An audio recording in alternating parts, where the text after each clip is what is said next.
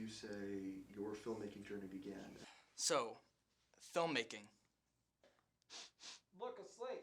Fuzzy Quiet wuzzy. on set. Give me 1 second. My journey began, I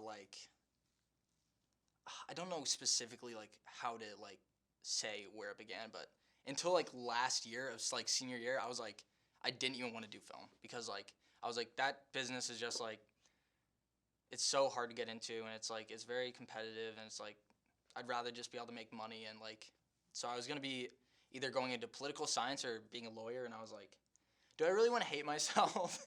So I decided in senior year to go for filmmaking, and I had to put a portfolio together in, 6 months, so that was fun. And I don't know how I got into this school, but I did, so I'm making the most of it. I think it's probably one of the most artistic, mediums out there because, so much can go into it, and there's so many different things that, it can, bring out. There's so many people working on it, and all of their voices can combine into, this one, beautiful, thing. I guess thing isn't, the best word, but I don't know. I just think it's really cool how, so many people can collaborate on this, one thing, and it can come out, awesome.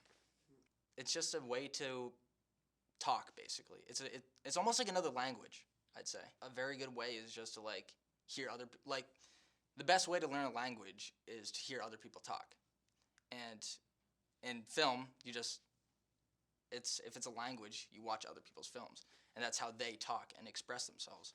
So I think the best way to learn how they speak is watching their films. I like a lot of filmmakers. I can't choose one off the top of my head because I watch so much stuff from so many different people. But I don't know. I like a bunch of different things. I can't pick a favorite. I'm really stuck at picking favorites because I don't know. I can't watch something and hate it. Even if it's terrible, I'm I still had a fun time watching it. But I can't really watch something or experience something and be this really made me angry or I hated it. Unless it's Wreck-It Ralph 2. Wreck-It Ralph 2 is so bad because as a child I watched Wreck-It Ralph 1 so much, and it was one of my favorite movies. I knew each and every line, what the characters were gonna do. I had such a connection with that movie. And it was just they made it into this corporate sponsorship, and specifically speaking, it just can just make movies worse because I don't know how to describe it, but every movie that you hear about where it was oh, this studio had too much influence in it, Spider-Man 3. Don't get me started on Spider-Man 3. When a film has too much corporate influence, it kind of loses what the main person who's trying to make the film is trying to say. Because I don't know, when this it's different when there's people working on the set, right? Because they're putting their actual opinions into what this vision is, and they're seeing it happen firsthand. With corporates, they're please put this thing in this said movie. We don't care how you do it. You just need to put our brand in there. What is the one big thing that you strive to do in filmmaking?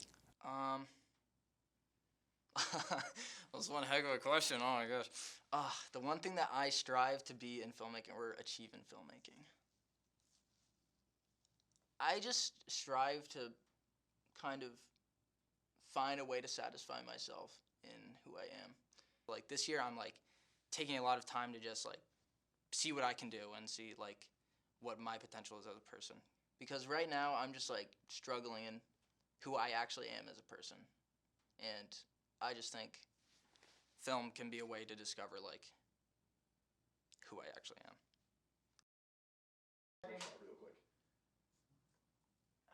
Oh, I couldn't eject this. I don't know where. Oh, it's all good, no worries. Okay, now we need to rerun this.